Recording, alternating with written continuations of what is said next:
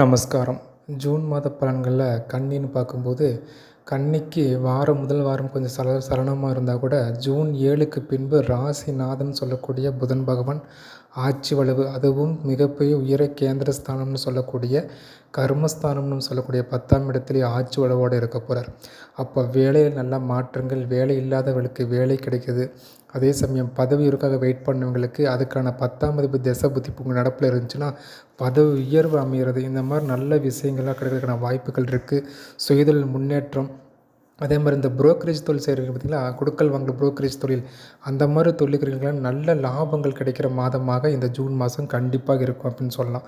அப்போ சுயதொழில் வேலையில் ஒரு நல்ல முன்னேற்றம் இருக்குது. அதே சமயம் வெளிநாட்டுக்காக ட்ரை பண்ணிருக்கீங்க, யாராவது சரி வெளிநாட்டு பயனுக்காகவோ வேலைக்காகவோ படிப்புக்காகவோ இல்லை பிஸ்னஸ்க்காகவோ ட்ரை பண்ணிருக்கீங்கன்னா அதுக்கான விசா கிடச்சி வெளிநாட்டு போகிறதுக்கான வாய்ப்பு.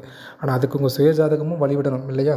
சுயஜாதகத்தில் 12ஆம் அதிபதி தசா புத்திகளோ இல்லை நல்ல கிரகனோட தசா புத்தி போடனா கண்டிப்பாக இந்த காலகட்டத்தில் அதற்கான வாய்ப்புகளை இது ஏற்படுத்தி கொடுக்கும். குடும்பத்தில் ஒரு சந்தோஷம் அதிகரிக்கிறது. காரணம், சுக்கிர பகவானே குடும்பஸ்தானத்தை பார்க்குறார்.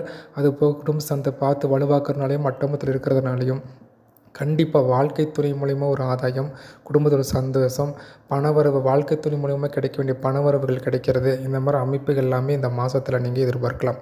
அப்போ எந்த விஷயத்தில் கவனமாக இருக்கணும் அப்படின்னு பார்க்கும்போது, தூக்கம் கெடும். ஏன்னா விரயஸ்தானத்துக்கு செவ்வாய் வர்றதுனால நிம்மதியான தூக்கம் கெடுறதுக்கான வாய்ப்புகள் இருக்குது.